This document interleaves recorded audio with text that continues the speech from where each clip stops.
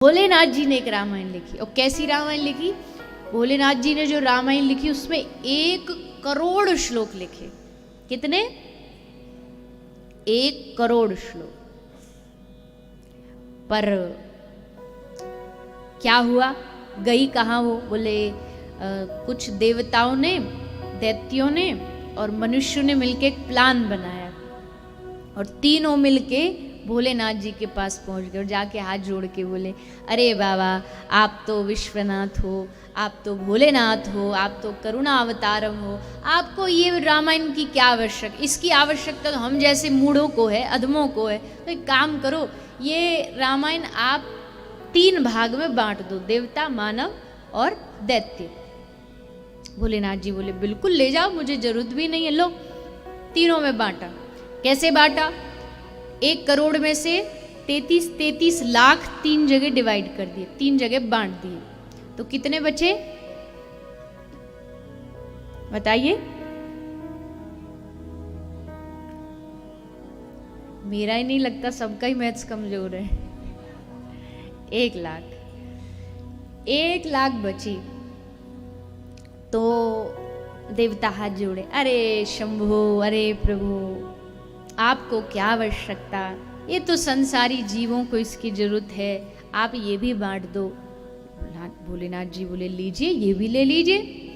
1 लाख में से 33 हजार तीनों में बांट दिए, बचे 1000।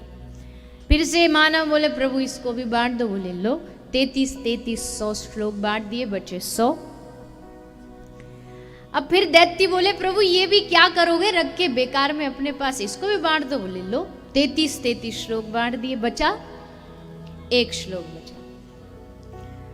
अब फिर से मानव बोले, अरे आप तो शंभो, आप तो भोलेनाथ, ये भी। भोलेनाथ जी बोले, अरे भैया, सब तो बांट दिया तुम्हें, अब 1 श्लोक कैसे बांटूं? ले, आप निकालो रास्ता, कोई कुछ तो रास्ता होगा। बोले, हाँ, एक रास्ता है। ये श्लोक अनुष्टुपी छंद का श्लोक था। अनुष्टुपी छंद में 32 अक्षर होते हैं। भोलेनाथ जी बोले, लो, 10 10 10, 32 अक्षर में से 10 10 अक्षर बांट दिए, बचे 2। देवता बोले इसको, भोलेनाथ जी बोले, खबरदार अब आगे बोले तो। बस इतना हो गया। और सारी रामायण तुम सब अपने पास रखो, मुझे उसकी आवश्यकता नहीं। क्यों? मुझे बस ये 2 अक्षरों का, इन 2 अक्षरों से मेरा काम बन जाएगा। ले, ठीक है, मत दो, पर बता तो दो क्या है 2 अक्षर। ले, 2 अक्षर है रा और मा। ये राम पूरी रामायण का सार है। जिसने राम को पकड़ लिया, समझो उसने पूरी रामायण को पकड़ लिया।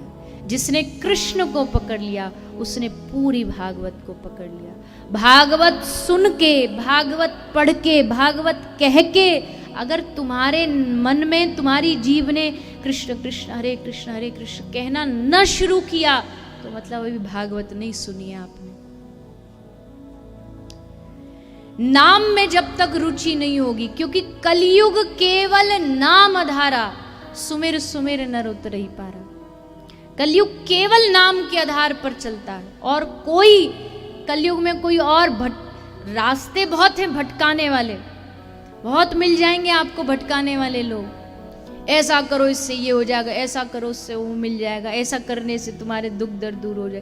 पर क्यों करें, क्यों भटके हम, जब हमारे पास सबसे बड़ा शक्तिशाली कृष्ण नाम है, राम से बड़ा राम का नाम है, तो क्यों भटके हम?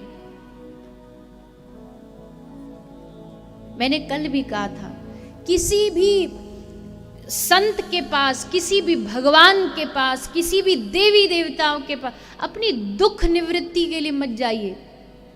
भागवत इसका उदाहरण है। बुआ कुंती कह रही है, दुख दे दो ताकि तुम्हारा नाम ज्यादा चले। तो सोचो, उससे सबसे बड़ी अगर कोई चीज है तो भगवान का नाम। हम वो ही नहीं करते। बस क्यों नहीं करते? समय नहीं है। समय नहीं है किस किस के पास नहीं है, जरा बताइए। सबके पास है, फिर क्या नहीं है? अभी भगवान के नाम की महिमा नहीं पता है। पता भी है तो अभी बस सुनी है, अभी दिल में बैठी नहीं है, अभी समझ नहीं आ रहा कि ये कितना कीमती नाम है। जब ऊपर जाएंगे ना और जब हमसे पूछा जाएगा तुमने कभी एक बार एक माला की थी, बताओ इसके बदले में क्या चाहिए, तब आंखें खुलेंगी। अरे काश हमको पहले पता होता तो एक क्या दिन रात हरे कृष्ण कृष्ण कृष्ण हरे हरे राम राम, छोड़ता नहीं, कुछ हो जाए नहीं छोड़ता। तब आंखें खुलेंगी और जब खुलेंगी तब देर हो चुकी होगी। इसलिए महापुरुष अभी सावधान कर रहे हैं कि सावधान हो जाइए, सावधान हो जाइए।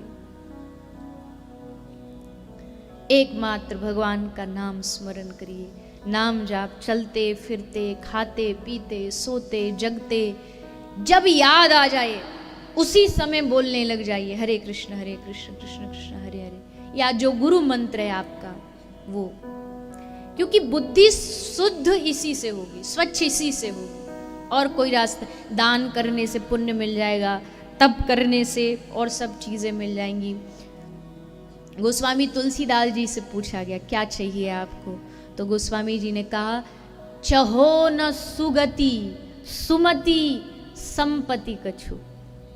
ये बाबा तुलसीदास जी की मेरी बड़ी प्रिय चौपाई है, ये भक्ति का सिद्धांत है।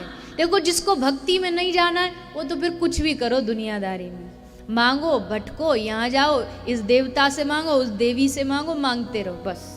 पर जिसको भक्ति राज्य में जाना उसको एक चौपाई अपने चित्त में बिठा लेनी चाहिए। गोस्वामी तुलसीदास जी कह रहे हैं चहो न सुगति, सुगति मतलब मोक्ष, अच्छी मुक्ति, अच्छा पद। गोस्वामी तुलसीदास जी कह रहे चहो न सुगति, मुझे मुक्ति नहीं चाहिए, मैं मुक्ति को ठोकर मारता हूं। अच्छा, राम जी ने कहा तो फिर क्या चाहिए? सुमति दे दूं, अच्छी बुद्धि दे दूं, लोग कहते हैं बुद्धि अच्छी हो, बुद्धि, सुमति भी नहीं चाहिए। चहो न सुगति सुमति संपत्ति कछु, ना संपत्ति चाहिए, रिद्धि सिद्धि विपुल बढ़ाई, न रिद्धि चाहिए न सिद्धि चाहिए, कुछ न रिद्धि की आवश्यकता न सिद्धि की आवश्यकता है। बाबा तुलसीदास जी बड़े महान हैं, इतनी बड़ी बड़ी चीजों को ठोकर मार दिया, ये विपुल बढ़ाई भी नहीं चाहिए, ये प्रशंसा भी नहीं चाहिए, रिद्धि सिद्धि विपुल बढ़ाई। राम जी बोले फिर तुझे चाहिए क्या? जो मेरी झोली में था सबको तू कटका माक मार चुका है, तो तुझे चाहिए क्या? ले एक और चीज चाहिए। क्या चाहिए? ले हेतु रहित अनुराग राम पद, मुझे केवल राम चरणों की भक्ति चाहिए, वो भी कैसी? हेतु रहित। एक दो तरह की भक्ति होती है, एक भक्ति होती है माला कर रहे हैं पर माला के पीछे एक मांग है कि 2 माला करें उसके बदले 2 करोड़ की लॉटरी, ये मांग वाली भक्ति है। गोस्वामी जी कहते वो नहीं चाहिए, हेतु रहित, बिना इच्छा के, बिना कामना के, बिना कोई मांग के, हेतु रहित अनुराग राम पद, राम के चरणों की भक्ति चाहिए। राम जी ने कहा अच्छा ठीक है दी। बोले रुको रुको रुको, पहले पूरी बात सुन लो, ऐसे आधे अधूरे में मत दो, पूरी पहले डिमांड क्या है वो सुनो। हेतु रहित अनुराग राम पद, राम चरणों की भक्ति चाहिए, वो भी कैसी? ले बढ़े अनुदिन अधिकाई, राम चरणों की भक्ति भी ऐसी चाहिए जो हर रोज बढ़े, हर क्षण बढ़ती जाए, बढ़ती जाए, बढ़ती जाए, उनके चरणों के प्रति विश्वास बढ़ता चला जाए, ऐसी भक्ति चाहिए। एक हम है यहाँ तहाँ छोटे छोटे, जैसे कोई साबुन तेल मांगता ना, राजा तुमको प्रधानमंत्री छूट दे दे कि मेरे राजकोष से मांग लो क्या चाहिए, तुम कहो सर धोने का शैम्पू दे दो, इससे बड़ा पागलपन क्या होगा? ठाकुर कह रहे हैं तू जो मांगेगा मैं दे दूंगा, और हम जा करके एक घर बनवा दो, एक गाड़ी दिलवा दो, और नौकरी, बेटा नहीं हो रहा बेटा दे, ये कोई मांगने की चीज है भगवान से? माफ करना मेरी ये बात सबको पचती नहीं है, क्योंकि लोग कहते हैं अरे भगवान से नहीं मांगेंगे किससे? अरे क्यों मांगे उससे? अगर मांगना पड़ा तो काहे का रिश्ता तुम्हारा? अगर तुमको जुबान खोलनी पड़ी कहना पड़ा तो समझो तुम्हारी भक्ति निर्मल रही नहीं। भक्ति निर्मल वो है कि जाही विधि राखे राम, ताही विधि रही, मुख में हो राम नाम, राम सेवा हाथ में, धन्यवाद निर्विवाद, राम राम कहिए बस। महलों में राखे चाहे झोपड़ी में वास दे, वहां कोई शिकायत नहीं, वहां कोई शर्त नहीं। भक्ति में शर्त, प्रेम में शर्त होती है? अरे प्रेम में तो इतनी भी शर्त नहीं होती कि तू हमसे प्रेम कर, अरे मत कर प्रेम, मैं तुझसे प्रेम करूंगा क्योंकि मुझे अच्छा लगता है। वहां शर्त नहीं। हम भगवान के सामने शर्त जाके रखते हैं, भगवान ऐसा करो तो तुम्हारा गिरिराज जी की परिक्रमा दूंगा, अगर नहीं करेंगे तो नहीं दोगे। ऐसा बिहारी जी हमारा बंगला बनवा दो, बाबा श्याम हमारा बंगला बनवा दो, हम आपका बनवाएंगे। अरे वो भूखे हैं क्या हमारे बंगले के? लक्ष्मी चरणों में पड़ी रहती है उनके, तुम उसको लक्ष्मी का अहंकार दिखाते हो कि ये कर दो हम ये कर देंगे। तुम्हारे पास जो उसकी दी हुई उधारी है, क्या घमंड दिखा रहे हो उसको, क्या लालच दिखा रहे हो? वो लोभ में आके तुम्हारा काम बनवा देगा? कतई नहीं, कदापि नहीं। भक्ति करनी है निष्काम करो।